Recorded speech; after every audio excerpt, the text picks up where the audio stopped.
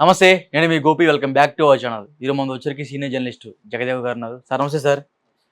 Sir Pavan Kalyan fans దెబ్బకి Allu Arjun fans, అదేవిధంగా అల్లు అర్జున్ గారు వాళ్ళ టీం క్రూ అయితే ఉందో పుష్ప 2 రిలీజ్ అవుతుందని పోస్ట్ పోన్ చేశారంట. యాక్చువల్గా అయితే ఆగస్టు 15 రిలీజ్ అవ్వాల్సిన మూవీ ఇప్పుడు డిసెంబర్లోకి అయితే పోస్ట్ పోన్ చేశారు. సో పవన్ కళ్యాణ్ ఫ్యాన్స్ తో భయపడే ఈ సినిమా పోస్ట్ పోన్ చేశారట. అలా ఉండదండి నాకు తెలిసి. ఎందుకంటే పుష్ప 2 సుకుమార్ గారు అంటేనే లెక్కల మాస్టారు. ఆయన అన్ని క్యాలిక్యులేషన్లు అన్ని ఇవన్నీ ఉంటాయని కూడా చాలా సందర్భాల్లో చాలా రకంగా ఉన్నాయి. అంటే ఒకటి అమరశిల్పి జక్కన్ అని రాజమౌళి గారికి పేరుంది.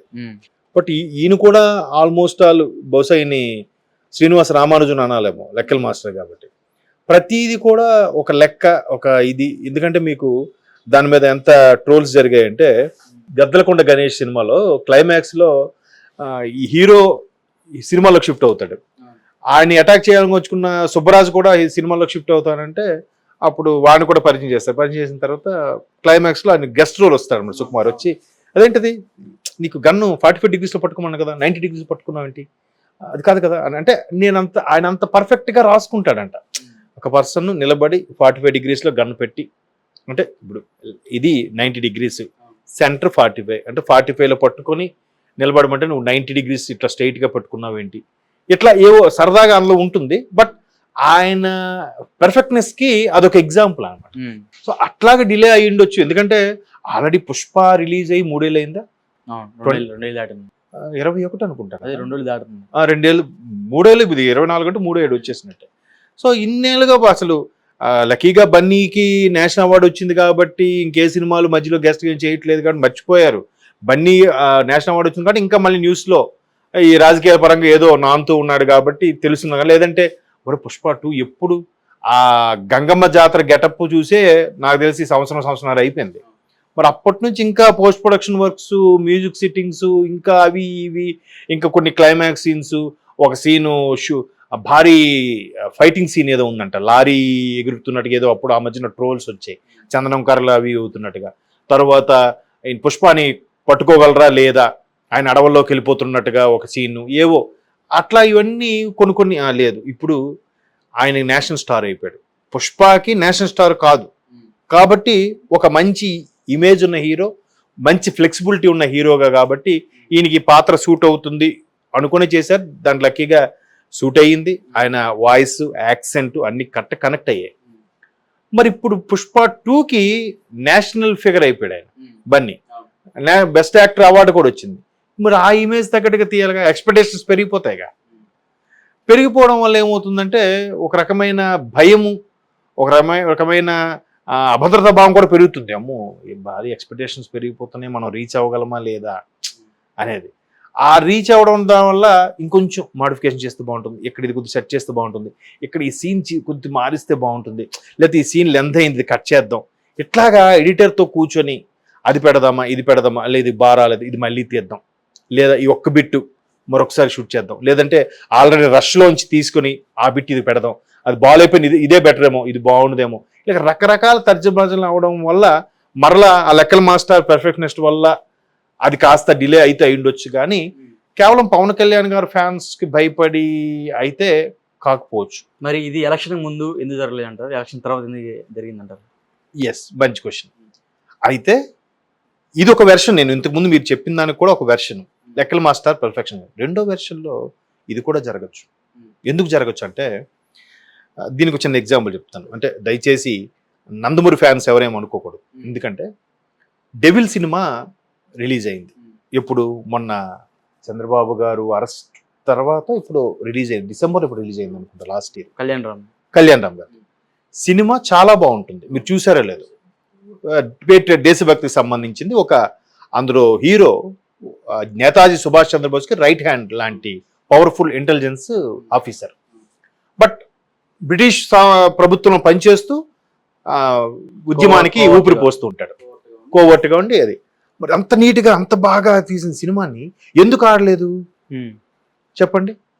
ఎందుకు ఆడలేదంటే ఆయన ఆడియో ఫంక్షన్కి వచ్చినప్పుడు, అంటే ఇది ఒక వెర్షన్లో చాలామంది ఫ్యాన్స్ కానీ చాలామంది మాట్లాడుకున్న మాట ఇది. ఆయన ఒకసారి ఆడియో ఫంక్షన్కి వచ్చినప్పుడు మీ దీనికి ప్రమోషన్స్కి తమ్ముడు రావట్లేదు అంటే ఆడియో ఫంక్షన్కి వచ్చాడు కదా అన్న.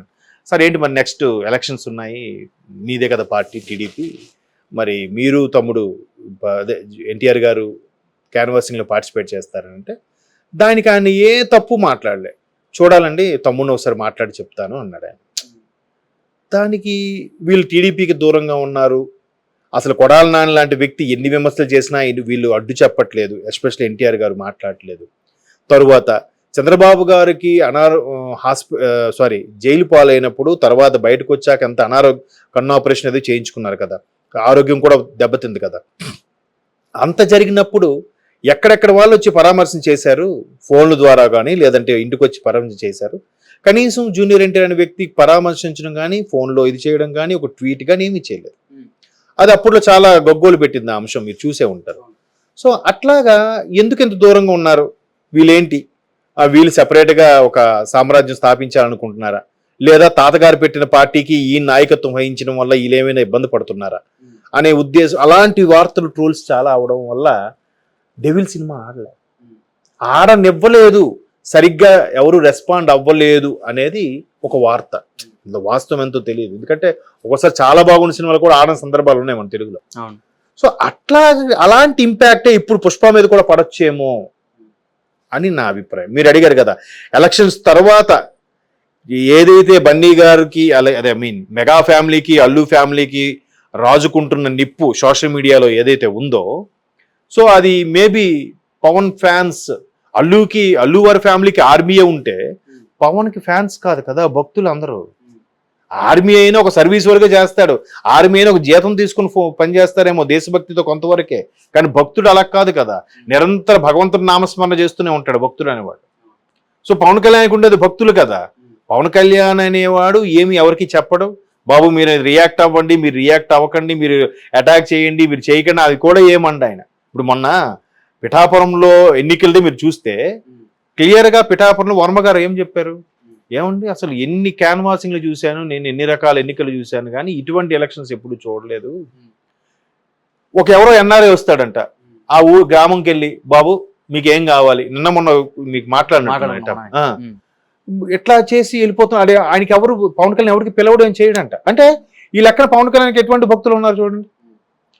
సో ఇటువంటి ఫ్యాన్స్, ఇటువంటి ఫ్యాన్ బేస్ ఉన్న పవన్ కళ్యాణ్ ఆయన మళ్ళీ ఇప్పుడు ఆ బన్నీ గారు ఎప్పుడైతే వైసీపీకి సపోర్ట్ ఇచ్చారో దాని మీద ఎటువంటి ట్రోల్స్ నడుస్తున్నాయి. పవన్ కళ్యాణ్ గారు ఒక స్పీచ్లో కూడా చెప్పారు, నేను ఒక సాధారణ హీరో, నేను ఒక హీరోని, నాకన్నా మహేష్ బాబు గారు పెద్ద హీరో, నాకన్నా ప్రభాస్ గారు పెద్ద హీరో, యాక్చువల్గా వయసులో వాళ్ళందరూ ఈయనకన్నా చిన్నవాళ్ళు, బట్ గారుని సంబోధిస్తున్నాయి, నాకన్నా రామ్ చరణ్ గారు పెద్ద హీరో, నాకన్నా బన్నీ గారు పెద్ద హీరో అని కూడా చెప్పాడు ఆయన. అది పవన్ కళ్యాణ్ సంస్కారం. మరి మీ సంస్కారం ఏంటని ఆల్రెడీ ట్రోల్స్ అవుతున్నాయి. మీరు సపోర్ట్ ఇవ్వకపోయినా పర్వాలేదు, నీ పక్కవాడికి సపోర్ట్ ఇస్తే ఎలాగా. ఇవాళ చూశాను పిఠాపురంలో ఒక హోర్డింగ్ పెట్టారంట, ఒక భక్తుడు అనుకోలేమో, ఫ్యాన్ అనకూడదు మన పవన్ కళ్యాణ్కి. ఆ భక్తుడు వీడియో పెట్టాడు, ఏంటంటే మావాడు కానప్పుడు మా వైపు ఉన్నా మాకు వాడితో పని లేదు, మావాడు అనుకున్నప్పుడు పక్కవాడు శత్రువు దగ్గర ఉన్నా ఆడు మావాడే అని చెప్పి పెట్టారు క్యాప్షన్. దాని అర్థం ఏంటి, ఎవరిని ఉద్దేశించి పెట్టాడు ఈ క్యాప్షన్? అందరికీ ఓపెన్ సీక్రెట్ అర్థమవుతున్నాయి. అంటే బన్నీ చేసిన తప్పు ఏంటంటే, తప్పు కాదు, ఇప్పుడు జనరల్గా ఆలోచిస్తే ఫ్రెండ్ సరే ఎప్పుడో మాట ఇచ్చాడు వెళ్తాను వెళ్ళాడు, కానీ అందరి దృష్టి వాళ్ళ మీద ఉంటుంది కదా. ఒక్కొక్క రాజకీయ నేపథ్యం, ఒక్కొక్క సినీ నేపథ్యం, ఒకవైపు మెగాస్టార్ ఒకప్పుడు పార్టీ పెట్టి విలీనం చేశారు, హడ్డిల్స్ నుంచే పవన్ కళ్యాణ్ అరే ఈయన కూడా అన్నయ్యలాగా విలీనం చేసేస్తాడు అలాంటి ఎన్నో హడ్డిల్స్, విమర్శలు, ట్రోలింగ్స్ను ఎదుర్కొంటూ 2 స్థానాల్లో కూడా ఓడిపోయినా మళ్ళీ పోటీ చేసి అఖండ విజయం వచ్చాడు కదా ఈరోజు. ఇన్ని అరే మళ్ళీ వీళ్ళ కుటుంబం వీళ్ళు ఒకటే కదరా, మళ్ళీ ఈయనేంటి వేరే వాడికి సపోర్ట్ చేస్తున్నాడు అనే అంశాల మీద చాలా మందికి దగ్గర ఆ ఫీలింగ్ వచ్చేసింది.